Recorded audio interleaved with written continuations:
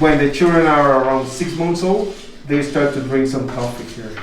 They put a rope from the beginning to the field to the end of the field, and they measure the distance from the middle finger to the middle of your throat. If you're taller, you have less plants. Good evening, ladies and gentlemen. Welcome aboard. All electronic devices needs to be powered off. Thank you.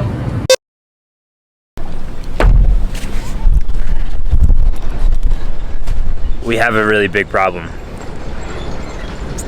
If you haven't noticed, our YouTube channel With the Wind has been removed from the YouTube platform, and we don't know why. It's really annoying and stressful that this has happened, and that there really isn't a way around it right now to figure out what happened and how this became the final result. But I was on YouTube yesterday, everything was working fine, there was no issues. I've always posted content and made sure it followed the guidelines. And then we go out to dinner last night, we come back to our accommodation, and I go onto YouTube to check the channel, and it won't let me sign in, basically saying that I have no access to this Google product. Basically meaning that the channel has been permanently removed because it didn't follow community guidelines. From everything that is in the YouTube community guidelines, we have perfectly followed and made sure we did everything right. So basically, I tried to appeal like 5 times. It wasn't working. It kept saying the Google account you're associating with isn't active, which it is active. My email is still there. I still use it every day for that YouTube account. And there's 2 emails on it, so they're both active, so I don't know why it's telling me that. So I contacted Team YouTube through Twitter. I sent them a message, and they replied back after like 12 hours and said, please send us your channel link, which I had to find because obviously you can't access the channel link when it's permanently removed.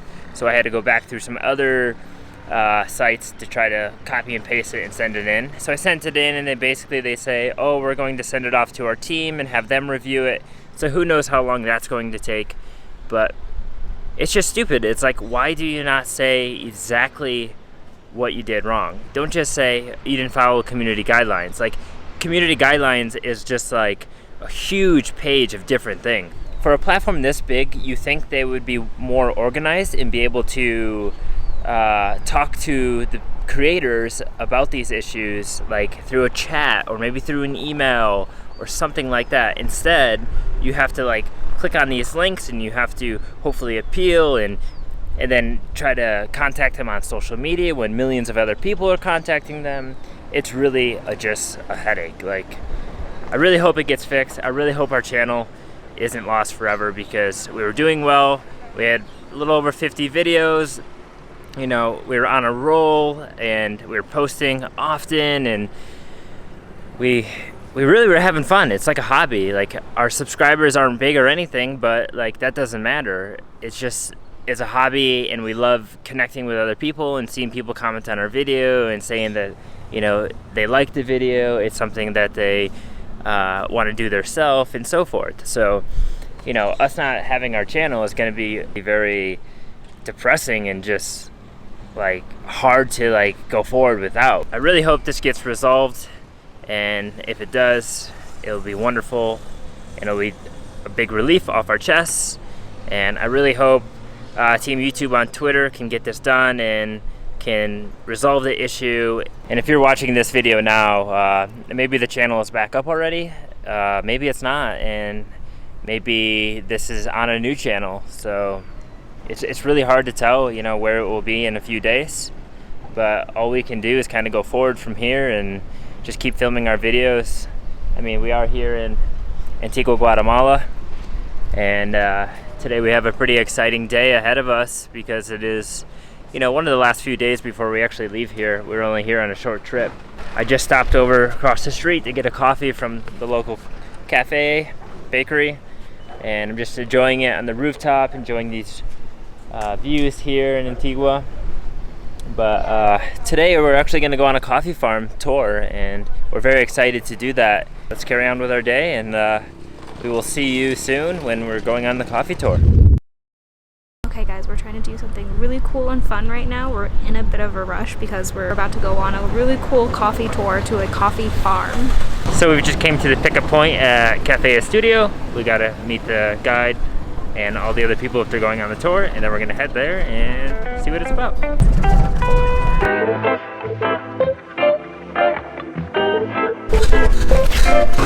Once here in Guatemala, children start to drink coffee when they are around 6 months old. Cuando vamos a hacer el semillero de café, llenamos así de un canasto con tierra bien abonada y ahí plantamos las semitas así algo juntitas para que a unos 3 o 4 centímetros de profundo, y lo llenamos y ahí tenemos que humedecerlo por 2 meses para que las germinen las semillitas. Then he said to make the seed bed, you need a container. In that container you're going to add some soil, and after that you're going to make lines, straight lines with your head, and you're going to put the seeds 3 centimeters deep. And you need to water in constantly. Around 3 months watering, the seeds are going to sprout from the soil. If the plants have more than 1 root, usually they discard that plant. Why? Because that plant, when they plant it here on the fields, the roots are going to grow just on the top layer, and the wind can break the plant or drop the plant. Make sense? Yes. Entonces nosotros ya cuando las plantas ya están para sembrarlo en el terreno, entonces en el terreno vamos a limpiarlo y lo trazamos, decimos nosotros, poniendo una pita así. Then when the plants are almost ready, they come to the fields, they clean the fields. Imagine this field without any plant, just the field. Then he said they put a rope from the beginning to the field to the end of the field, and they measure the distance. 2 varas, he said, varas, sticks, but it's from the middle finger to the middle of your throat. If you're taller, you have less plants because you have more distance between your hands. Then he said the distance between each plant is around 2 sticks, 2 varas. And the rope, they use it to put the marks. He said they make the line. Présteme su varita. Imagine that this is a 2 sticks stick. And they come here and they measure in this way. They put a mark here and they put a mark here. After that, they know where they need to dig the holes. Okay. And with the ropes, they have straight lines. As you can see here, they have straight lines for both sides.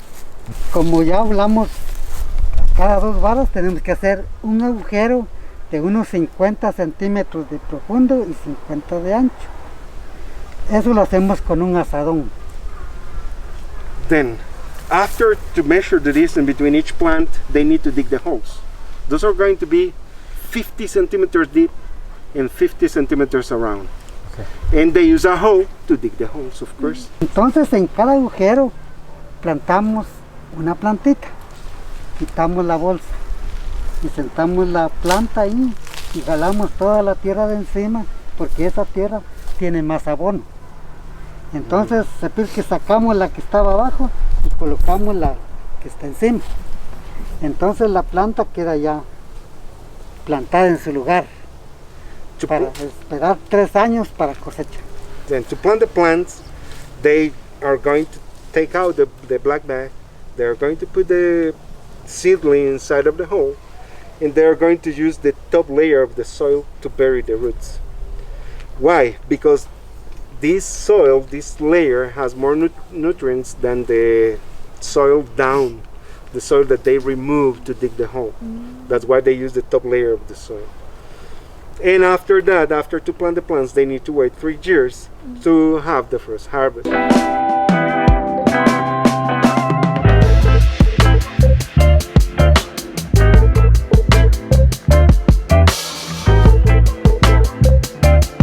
Estas son las plantitas que nosotros plantamos así en las bolsas. Those are the seedlings from coffee. Oh. So then you have to remove them when you see them? Or are they not a problem if they grow around it? It's a great question. Cada vez que miras una plantita de esas, ¿la tienes que quitar, dice él? ¿O no hay problema que crezcan aquí libres y salvajes? Pues sí las quitamos porque el café tiene que tener una distancia. They remove them because remember the coffee needs some space to grow up healthy. That's why they can remove that kind of plants.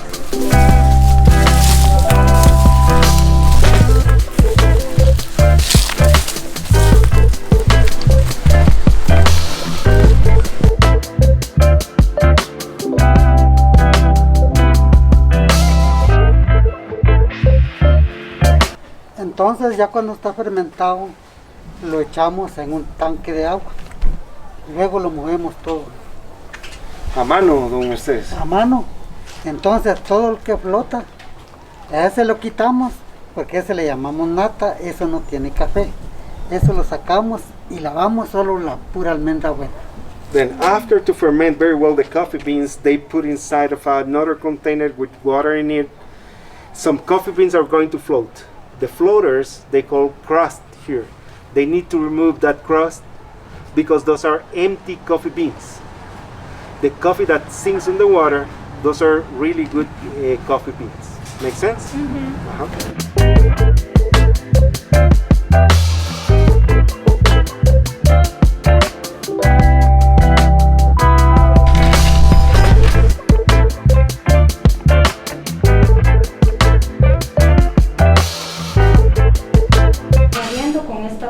Que es de madera. It's going to take us around 12 to 15 minutes to roast this coffee in this way, sometimes less.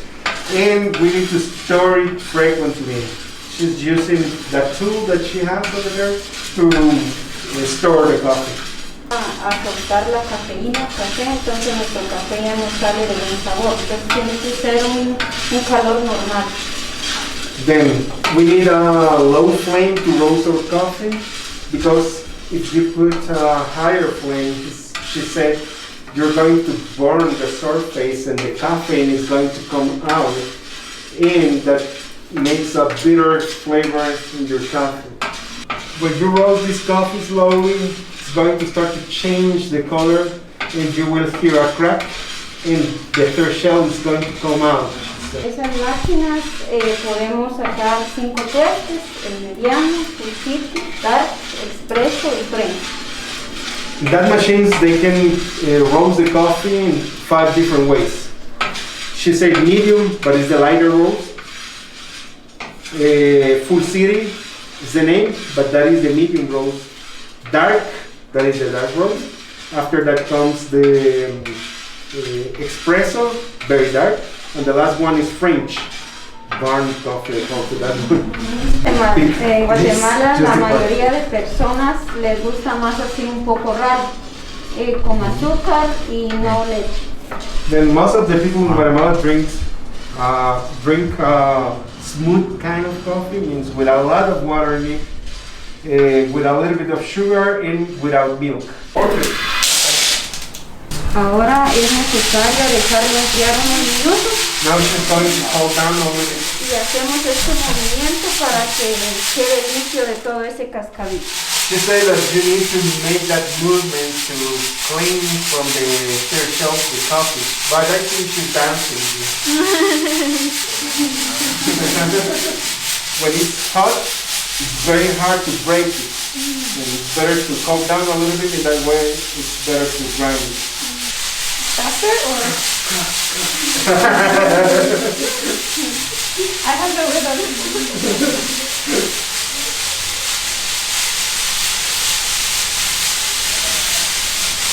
How long does it usually take to cool? ¿Cuánto tiempo toma enfriarlo? De 3 a 5 minutos. 3 to 5 minutes. Vamos a moler. Now we need to grind it. Lo vamos a moler en esta piedra que es de piedra volcánica. Y normalmente aquí en Guatemala nosotros la utilizamos para moler tomates cuando hacemos el tradicional pepián. También hemos molido aquí manía, que hacemos mantequilla de maní también. Y ahora vamos a moler también el maíz para hacer las tortillas de maíz.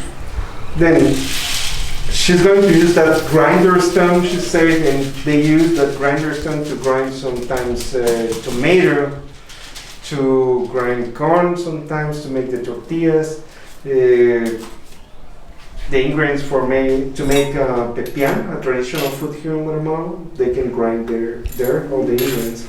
Then it's a volcanic rock, basalt. Entonces aquí le vamos a dar 3 pasadas para que quede fino. No necesitamos que esté tan fino para que nuestro café salga delicioso.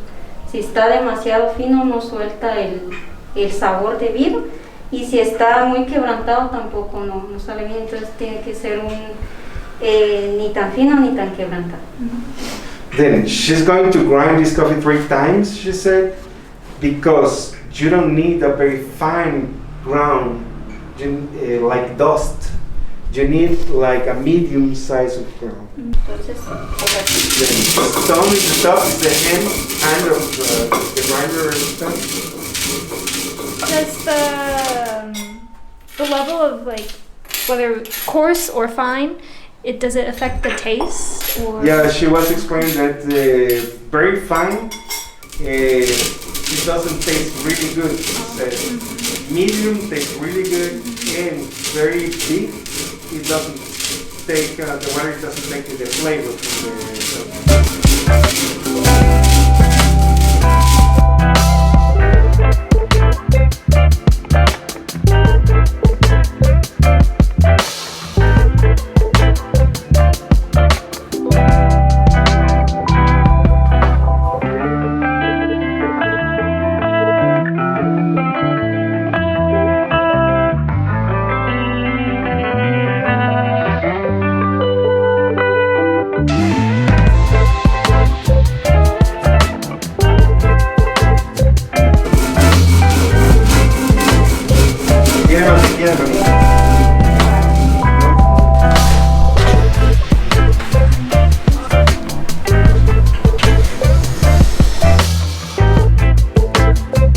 Vamos a colocar despacio para que no se nos caiga. Como de vaquero.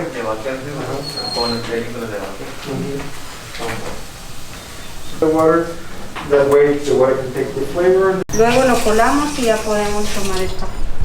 Now she's going to cover it around 2 more minutes, and that way the water can take the flavor and the aroma from this coffee. Or we'll use this strainer to filter it. It's not 100% cold coffee.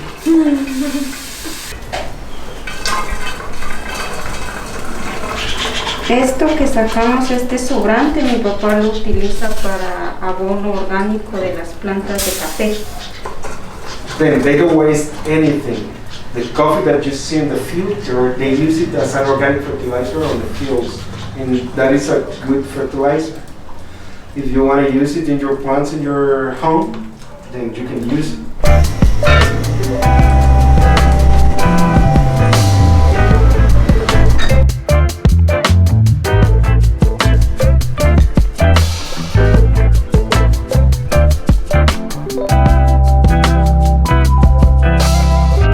They have a little bit of profit from the crops. Okay. Make sense? Yes. So they have to rotate. I mean, I'm assuming they have to rotate. All right, guys, we are back from the coffee farm tour. The tour was about 3 hours or so, just about there. We got back a little after 5, got dropped off at Parque Centro, and we made it back to the Airbnb, and we just wanted to recap our time on that tour and talk about it. The coffee farm tour was so cool. It was definitely a great experience to do while here in Guatemala, Antigua. The tour was called De La Gente, so we highly recommend you guys check it out. It's like a non-profit organization.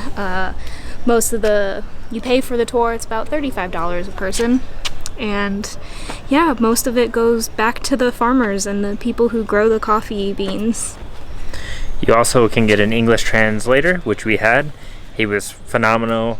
He helped us out a lot, and he spoke really good English, so we got to ask a lot of questions, and then he would ask the farmer, and they would translate, and we pretty much learned everything we needed to learn about that experience. We got to see where the coffee beans are grown. We got to see different varieties of coffee plants. We got to go back to the farmer's house, and he showed us how they process it, how they dry it, and how they, you know, remove the outside shells or like the skin part of it. And then his daughter showed us how they roast it over a fire and how they grind it, hand grind it. And yeah, and she made some coffee for us and we tried it. So it was really good. Probably best coffee I've ever had. Yeah, we literally learned everything about the whole process and how they grow the beans on the base of the volcano. And like, we learned everything from, you know, how far out each plant needs to be spaced, how long it takes for the plant to actually produce the beans so they can be harvested, when the harvest season is, pretty much anything you can think about and how the process is done, we learned it. Yeah. And the best part about it is that not only did we get all the knowledge and the information behind it, but then we got hands-on. So when we went to actually divide up the beans from being good beans and bad beans, because not all beans can be used. Some of them are demented and like discolored and just have weird shapes, or their shells aren't on them, and all sorts of issues that you don't want to actually put into your roast because it can mess it up. So we learned about that. And then, like she said just a minute ago, we went into the kitchen and she put the beans onto the hot plate, and then we had to stir them for about 15 minutes to darken them up, to roasting them up, and this really got that aroma coming out. She got to stir them a lot. We all could have, but she just chose to do it. And then we also got to grind them by hand with a stone, which is really cool, but really hard and tiring. And they don't all do that every day. Like, they do have machines that take care of all this stuff now, but if you are a local here and you have your own farm, I'm sure you still do this time and time, or however you say that. From time to time. From time to time, you still do that, just to have that, you know, authentic experience, I guess. So after putting in the water and boiling them, it was ready to pour, and we got to try it. And the best part about it is, majority of people in the Western world that actually don't harvest or grow their own coffee drink coffee with sugar and milk. Well, we got to drink it black with sugar and without sugar, and both of those combinations so trying it with sugar and trying it without sugar, it was just so good. Like, you don't need milk. And he even said that locals, they don't drink it with milk, just a little bit of sugar if they want. There's really no need to put milk into it, because then it really takes away from the taste. But it was just phenomenal. Here in Guatemala and other countries in coffee regions, coffee farming and exportation is a very important source of income for many farmers and families.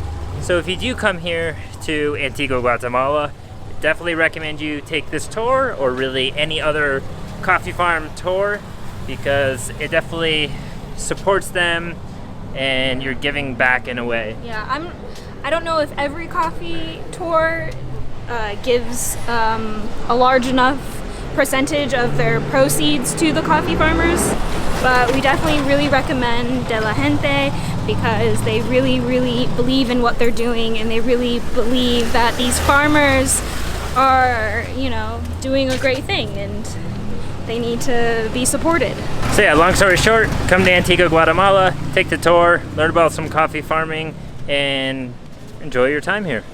And that's gonna do it for today's video, as it is the evening time and it's been a little bit of a long day, and we're going back to the Airbnb to rest and then get some dinner. So we will catch you in the next video. Later. Our YouTube channel was taken down, like I said earlier, but today it's back up and running.